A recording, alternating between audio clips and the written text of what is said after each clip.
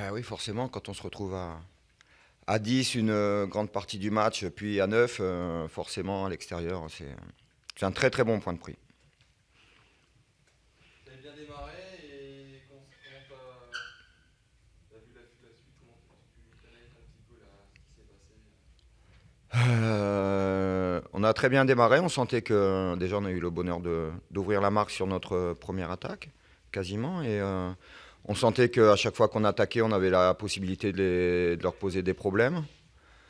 Euh, L'inverse est vrai aussi, c'est-à-dire à chaque fois qu'ils attaquaient, on sentait que nous aussi on concédait des occasions. Donc c'était un match très, très vivant, très ouvert, avec deux équipes qui avaient des belles intentions.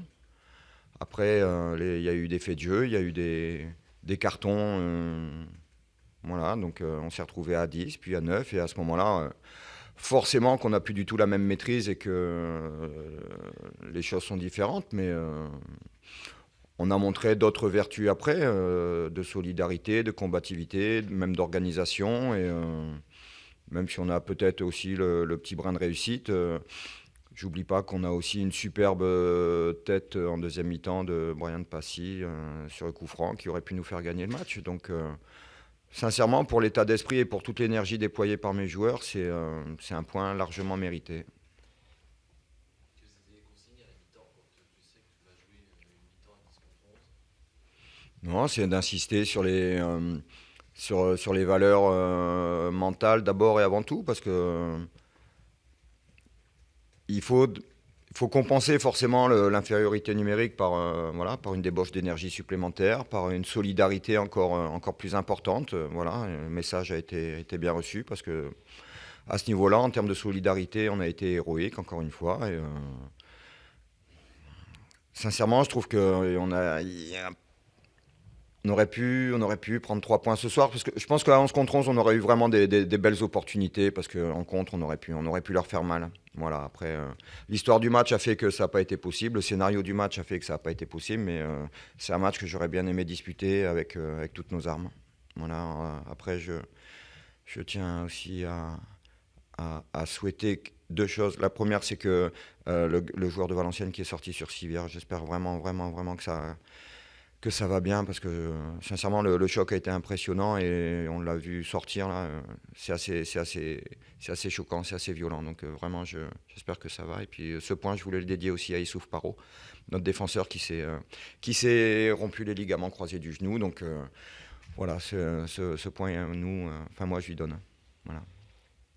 Est-ce que tu en veux à tes joueurs du coup par rapport aux expulsions qui sont consécutives à deux cartons jaunes? Peut-être un manque de retenue sur. Moi, je veux pas m'aventurer sur ce terrain-là parce que voilà, il y a un arbitre qui a pris des décisions en son âme et conscience.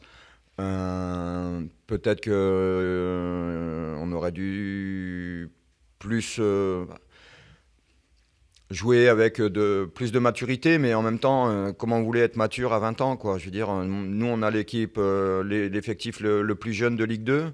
Donc, comment vous voulez demander beaucoup de maturité à des gamins, quoi. Donc, voilà, ils ont joué avec leur cœur et voilà, ça doit les faire grandir, ça doit les faire évoluer. Voilà, on essaye de rester très modeste, très humble, mais en même temps, on essaye de grandir en même temps. Si on se projette, il y aura pas mal d'absents à Auxerre, forcément, c'est un peu compté au coup de la soirée. Ben oui, forcément. Donc voilà, ce sera l'occasion pour certains de montrer qu'ils sont à la hauteur et que les Chamois, c'est pas juste 12, 13 joueurs, c'est 16, 18, 20. Voilà, moi j'ai un groupe de plus de 20 joueurs à l'entraînement. Donc les effectifs étoffés, ils servent aussi à ça, quoi, hein, compenser les blessures, les suspensions, les méformes. Donc voilà, moi je suis plus pour l'instant dans le fait de savourer entre guillemets ce point rudement et chèrement acquis. Je ne suis pas encore trop projeté sur le match de vendredi prochain, mais c'est clair que ce sera encore un rude challenge à relever et on espère encore une fois qu'on sera à la hauteur vendredi prochain.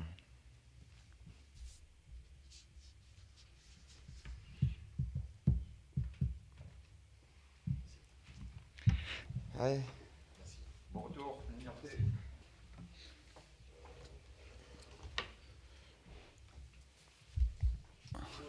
Bonsoir. Est-ce que tu nourris des regrets ou finalement vous êtes tombé sur une belle équipe qui a bien résisté Les deux. Les deux, on savait que c'était une équipe qui était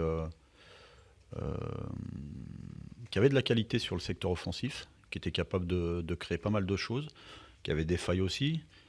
Euh, où je suis frustré, c'est qu'on n'a pas joué à notre niveau ce soir et on lâche des points à la maison. Maintenant, c'est la vérité de ce soir. Il va falloir, comme souvent, bien récupérer pour se projeter sur le match d'Ajaccio et bien retravailler ce match parce qu'il y a des choses qui doivent être améliorées. C'est indispensable. Alors lesquels? Parce que moi j'ai trouvé que vous aviez plutôt bien fait offensivement Oui. par rapport Oui. à d'habitude. C'était plutôt une amélioration du jeu. Non, je ne suis pas forcément d'accord. On est en capacité de faire mieux. Contre Clermont, c'était beaucoup plus intéressant dans la volonté de jouer ensemble. Là, on était un peu trop soliste par moment. On a moins travaillé les uns pour les autres sur l'aspect offensif. On a moins joué ou moins fait les appels pour son partenaire. Donc, ouais, on a manqué de finesse, de cohésion sur ce match. Donc après, quand on est mené 1-0 au bout de 2 minutes de jeu, on sent que c'est mal engagé et il va falloir bagarrer. Donc ce n'est qu'un point, on va s'en contenter. Il comptera forcément, parce que je le répète, cette équipe de Niort va faire mal à plus d'une équipe. Mais nous, si on avait joué sur notre valeur, on devait le gagner. Quelle est la raison pour laquelle tu as été expulsé? Je sais pas, je l'ai pas vu venir. Non mais il y a un mini dialogue entre l'arbitre, c'est pour ça que je pose la question. Non, Tu l'as entendu? franchement, je n'ai même pas eu le temps de parler. Une phrase. Ouais, mais bon, c'est comme ça. Non, nos comments, c'est. Pourquoi il est venu te voir alors, c'est l'arbitre Non, qui parle. je demandais sur par rapport au temps que le gardien prenait sur le dégagement. Et voilà. Et après, j'étais surpris. Au bout de 4 minutes, c'est dur. Surtout qu'on n'est pas habitué à être en tribune. Donc non, voilà, je ne m'attarde pas sur ça. Le plus important, c'est mon équipe. Ce qu'on n'a pas bien fait ce soir, ça m'intéresse. Il va falloir qu'on travaille dessus et puis surtout bien récupérer parce qu'on a senti aussi de la fatigue pour pouvoir mettre à mal cet adversaire. Est-ce qu'on peut avoir des nouvelles de Joris Joris, il est aux urgences. Il a pris un gros coup sur la tête. Et j'en sais pas beaucoup plus malheureusement, mais je pense et j'ose espérer que ça va mieux. Ouais. Alors, il faisait partie de la longue liste de changements que tu avais décidé avant tout l'envoi. Pourquoi des changements? C'était pas les mêmes titulaires que ceux de Sochaux. Non, mais je l'ai toujours dit, j'ai un groupe compétitif, un groupe qui ce soir c'était les meilleurs du moment qu'on jouait. Et voilà, il n'y a pas de souci par rapport à ça. C'est surtout l'entame de match où on s'est fait peur un peu tout seul. On a laissé cet adversaire prendre confiance aussi dans le jeu. Et puis voilà, on a manqué de cohésion sur la partie offensive pour faire des différences. Après, je le répète, c'est un point malgré la prestation qu'on a fournie où on aurait dû mieux faire.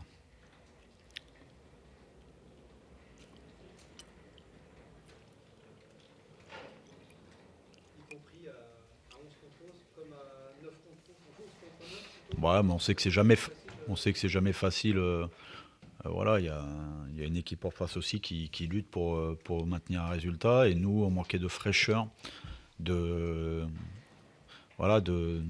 d'intuition, de prise de responsabilité dans le dernier geste. Malgré tout, on frappe sur la barre. On a des coups à jouer à l'intérieur, dans la surface. Avec un peu plus de réussite, on peut le gagner. Maintenant, moi, c'est surtout le contenu du match que je vais travailler ce soir.